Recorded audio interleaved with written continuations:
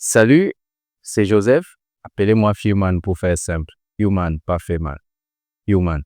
Je me souviens à l'école, chaque nouveau cours, chaque nouveau chapitre commençait par une définition. C'est vrai, nous ne sommes pas à l'école. Vous n'êtes pas mes élèves, je ne suis pas un enseignant.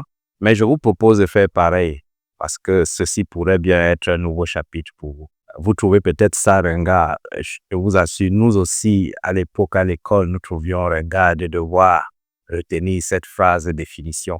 Et donc, nous avions pour habitude d'aller directement dans les théorèmes, les exercices compliqués, les formules. Et maintenant que le temps est passé, je comprends mieux pourquoi des fois on ne comprenait pas très bien ce que nous étions censés étudier. Nous n'avions même pas la définition. Alors, je vous propose que nous puissions définir. Vous verrez que c'est peut-être pas si simple que ça.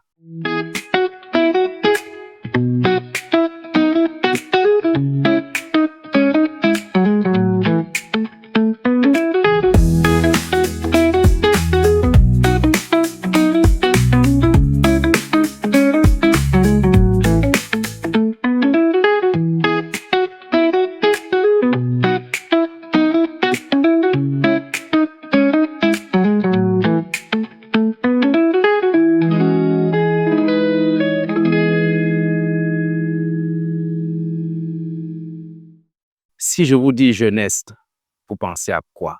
Et si je vous dis jeune, vous pensez à qui? Quand vous regardez mon visage, vous vous dites quoi? Jeune, pas jeune? Et quand vous regardez cette image, vous vous dites quoi? Jeune, pas trop jeune? En général, quand je pose la question, les gens hésitent. Là, je ne vous vois pas, mais je suis sûr que vous hésitez aussi. Et vous hésitez parce que Calvin Cordoza Brodus Jr. et Snoop Dogg est un rappeur connu qui fait des chansons que beaucoup de jeunes gens aiment, qui a un look de jeune. Et donc, vous vous dites, on pourrait quand même le garder avec nous dans le club des jeunes. Si je vous disais qu'il est né en 1971, alors jeune ou pas jeune, zappons le dictionnaire et toutes ces définitions, le livre, vous rendrez vite compte que votre cerveau comprend la jeunesse comme un code, comme une façon de se comporter, peu importe l'âge qu'on a. Si on fait de telle ou de telle autre façon, on est jeune. Est-ce que vous avez remarqué que chaque fois que dans un pays, il y a des tensions politiques, on entend dire qu'il y a des gens qui ont manipulé la jeunesse?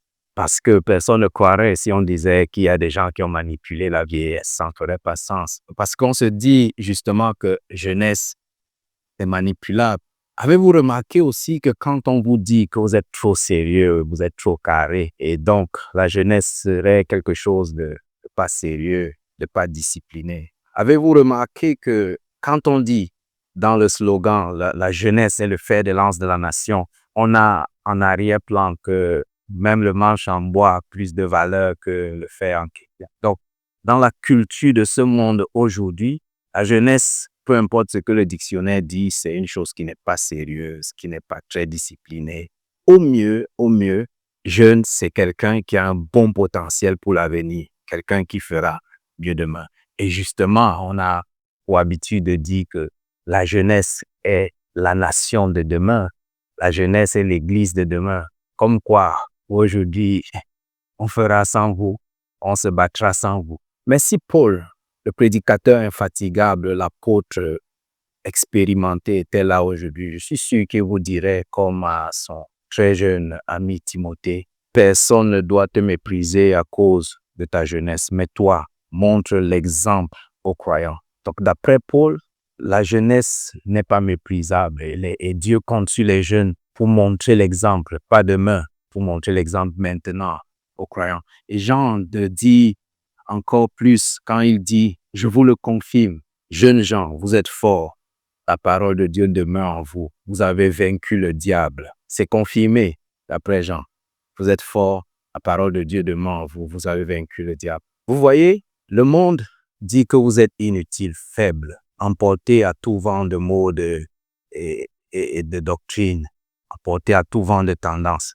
Mais Dieu pense que vous n'êtes pas des influencés. Vous êtes des modèles, des influenceurs. Le monde dit que vous êtes fragiles, mais Dieu dit que vous êtes fort. Sans doute, le monde va essayer de vous rappeler que vous ne valez rien. Le monde va essayer encore de vous mépriser. Mais rappelez-vous, vous êtes fort, rempli de la parole de Dieu. Et vous avez, c'est le passé, c'est déjà fait. Vous avez vaincu le malin. Alors, et si on devenait jeune?